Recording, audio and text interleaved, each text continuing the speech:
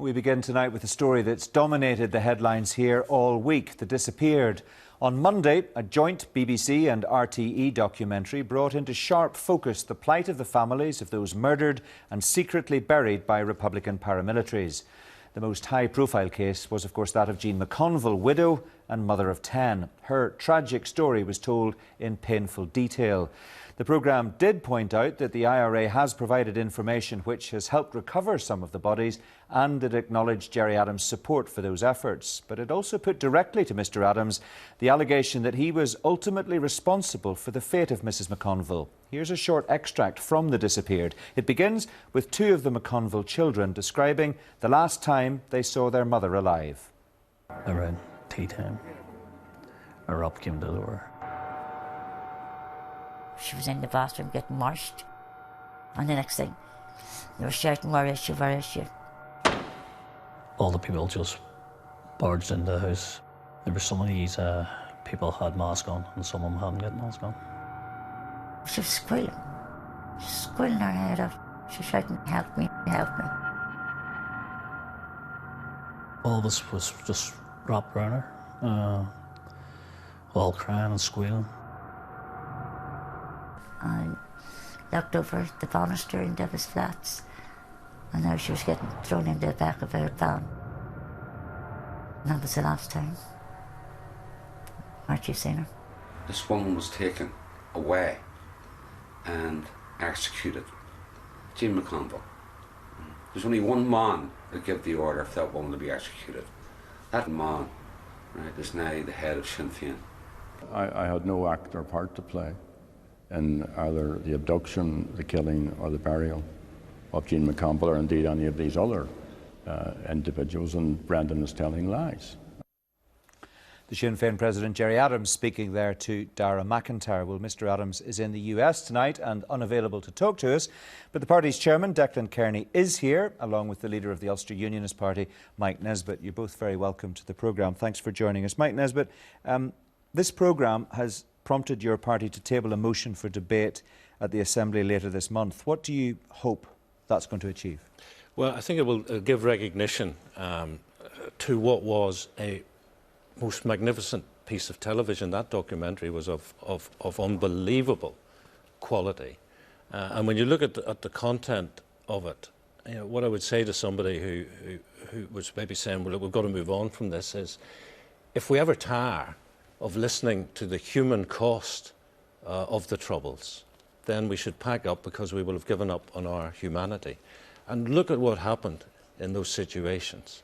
The inhumanity of abducting somebody, taking them away somewhere secret, torturing them, murdering them, and then denying their families the right to a Christian burial.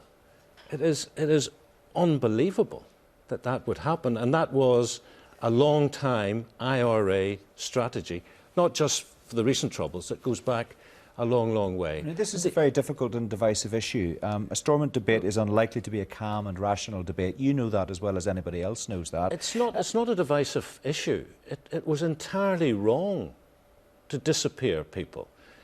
And I think it is entirely appropriate, in terms of recognising what has gone on, that we have a debate about it. And we've had several debates on this issue over the years. Is there a degree of political opportunism in what you're doing, bringing it to the floor of Stormont? I think it was perfectly right to react to having watched the documentary, which has impacted severely on people over the last number of days, to say, let us have a debate about it. And there have been several debates, and the shame of it is that we still need to have debates.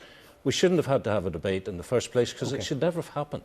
Declan Kearney, you're not an MLA at Stormont, but do you accept it's a reasonable thing for the Ulster Unionists to want to do, to debate this issue on the floor of the Assembly?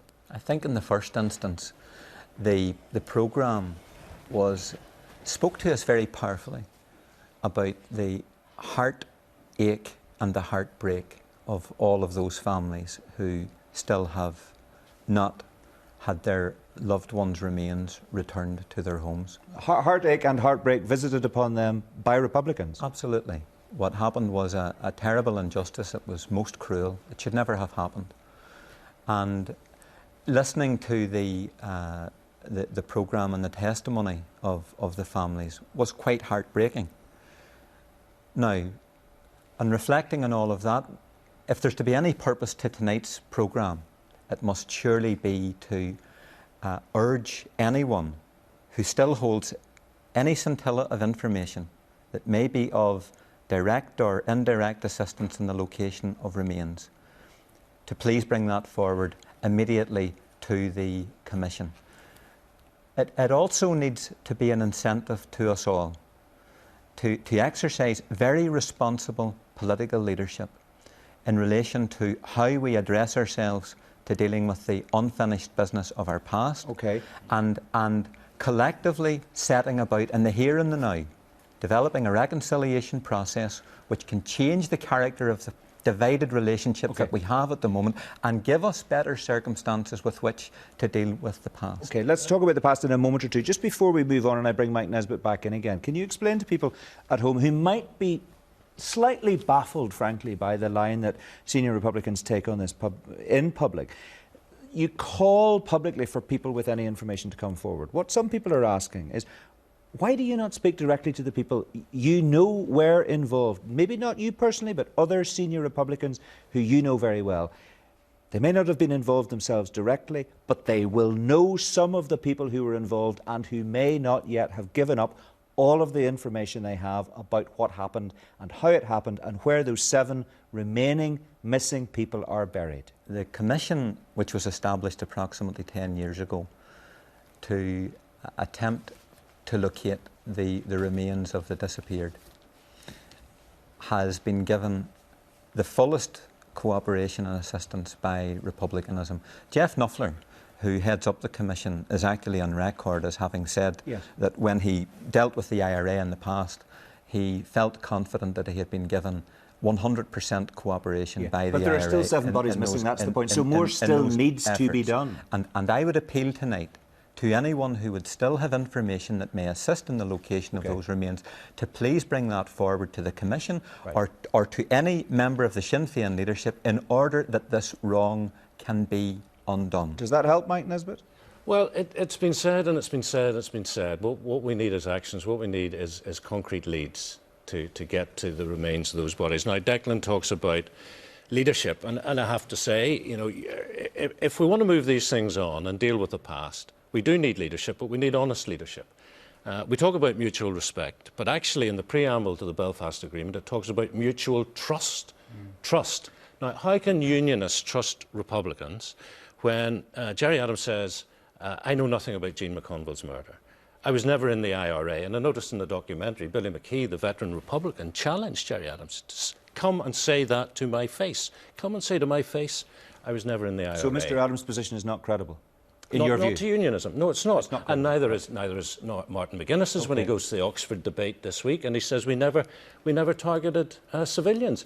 Jean McConville was a civilian. Columba McVeigh was a civilian. The disappeared were civilians. Le Mans, Abercorn, Kingsmills, on and on. No warning bombs. What's your response to that challenge by Mike Nesbitt that, frankly, Gerry Adams, let's deal with that allegation, that Gerry Adams is not credible when he says, A, he wasn't in the IRA, and Billy McKee says, yes, he was, and let him come and tell me to my face that he wasn't in the IRA. And secondly, there's another allegation that he was directly responsible for the murder of Jean McConville.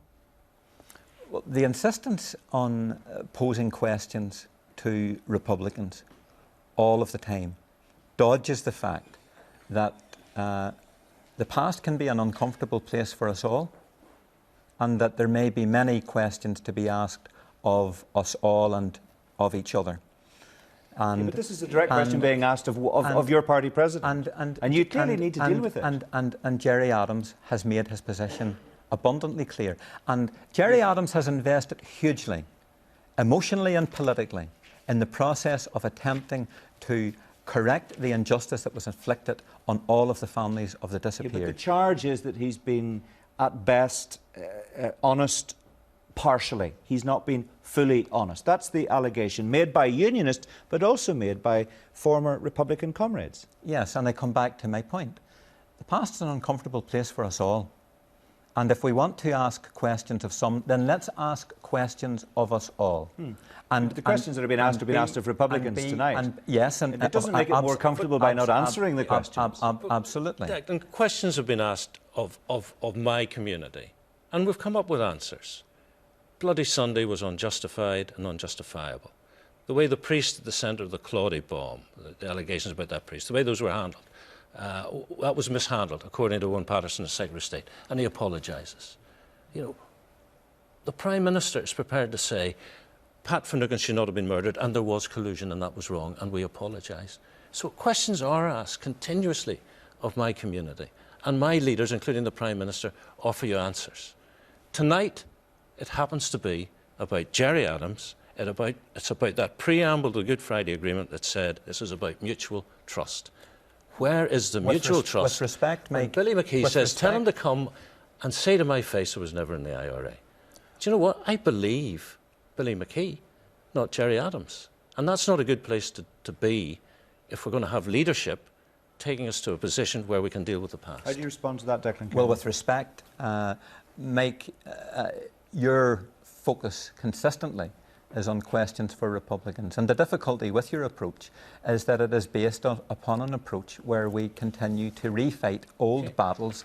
Okay, well, where's your focus? And that's a cul-de-sac. And my focus is upon the development of a reconciliation process to try and do our best collectively, and it would be much better if you joined us in this task, in attempting to deal with the hurt and the suffering that has been created as a result of the conflict that we all lived through, that we perpetrated on each other, and that has been experienced by all sides. Can I just ask you, you're the chairman. And that reconciliation process is a vital prelude to trying to create the circumstances by which we can actually then, in an entirely new way, deal with the legacy of our past, which is the nub of this You're the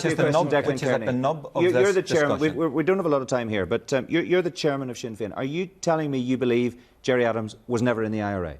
Gerry Adams has made his position perfectly clear. He's made his position clear. I'm asking you. Of course I believe Gerry Adams. You believe him. Have you ever asked him face to face, tell me the truth, were you in the IRA? Gerry Adams and I have worked together closely in Sinn Fein for the last 25 years. I have nothing but the utmost confidence in relation to Gerry Adams' stewardship of the peace process and contribution to political change in Ireland. With respect, is not the I'm asking you, have you ever asked him if he was in the IRA? Have you ever asked him if he was in the IRA, What I want to come back to on this point, Mark, is... You're not answering my question. No, you're not answering my question. No, you see, we need to level the playing field. Well, and the difficulty is it's a simple question. If you want to call a spade, there's an agenda which is shared by elements of the media, perhaps not yourself, certainly political... It's a simple question. Certainly political unionism and sections of the British and Irish establishment that would actually like to see the back of Gerry Adams and Martin McGuinness from continuing to exercise any influence in the future. Is he safe in his position as the president of Sinn Féin? Absolutely, he's safe in his position as the president of Sinn Féin. And long may that continue. But there are elements within, there are forces which would seek to try and ensure that they see the back of Gerry Adams and Martin McGuinness in the here and the now and the future of Irish politics. And that's really what brings us back to Mike's doorstep. I want to give you a final quick word on this. Declan says he's into this reconciliation project, as he calls it. You started it in your first speech. You said to Republicans, we have to engage in difficult conversations. We have to listen to unionism. I'm telling you that unionism is saying we want to build mutual trust and there's a difficulty, and you're attacking me for saying it. You criticise. Mike Nesbitt is always asking questions of Republicans. I thought that's what you wanted me to do.